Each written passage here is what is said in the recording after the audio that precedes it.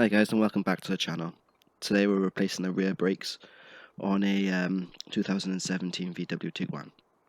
So obviously we have to get the diagnostics out here and reset the brake calipers back in before we touch them. And if you listen carefully you'll probably hear it in a minute now.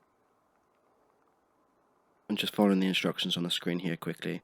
Going to make sure the handbrake is off and the ignition is on. So just make sure everything is preset so we don't damage anything before I go any further. Right, now that I'm confident to go, we're going to hit the button. You're going to listen out for those calipers winding back now.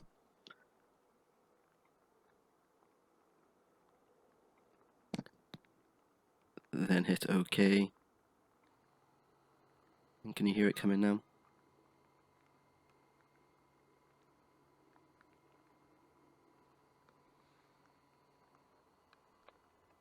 And they're done now.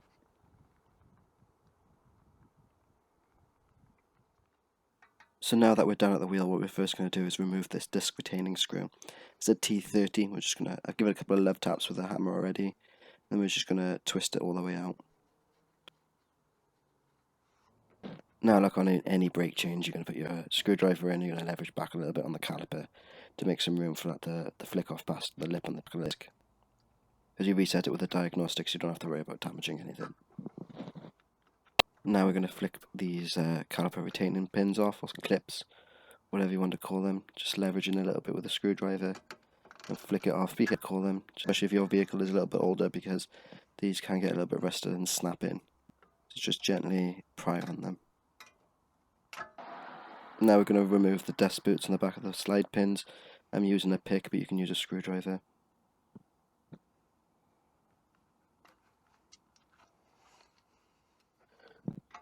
Right, now I'm going to use a H7 Allen key, come into the back and undo the slide pin here.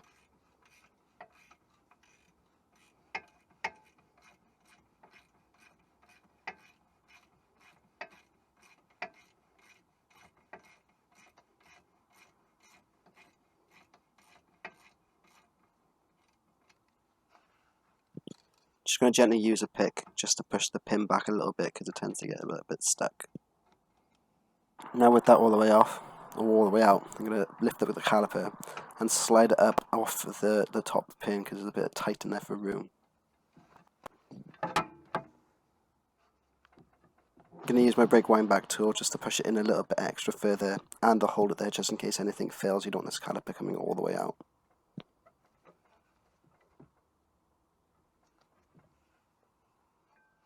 The rest of the pads out, you can see that these are well and truly worn and were metal to metal and were well and truly due a change. Now give the disc a few love slaps or taps, and then when that breaks free you should be able to wrestle it out past the carrier itself.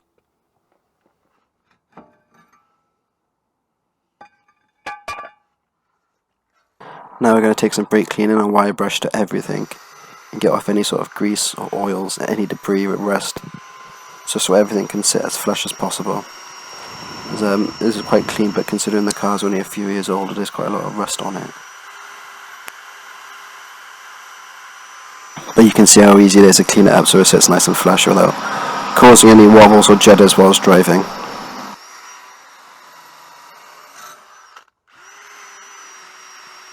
Now make sure you clean up the carrier and the guide pins as well.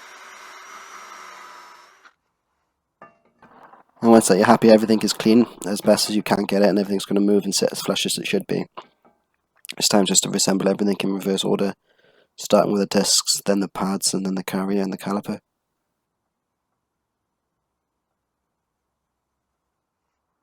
Refitting these pads now, we've applied a bit of metal-free grease to them to allow them to move back and forth as they should. They're also in and outies, so make sure you pay attention to that.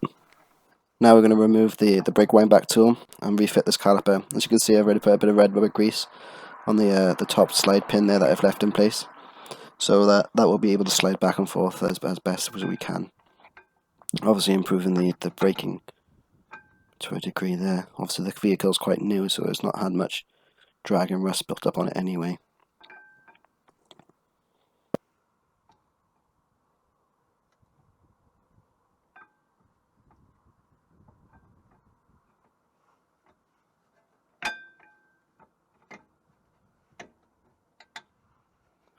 Now with the caliper back in place, we'll be doing back about that slide pin again with the H7 Allen key.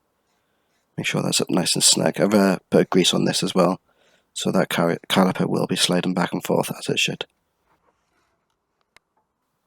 Once that's done, we're going to refit this caliper retaining pin clip, or whatever the technical name is for it. I like to put them in the hole slightly, and then lever it back in with some pliers, but whatever works easiest for you.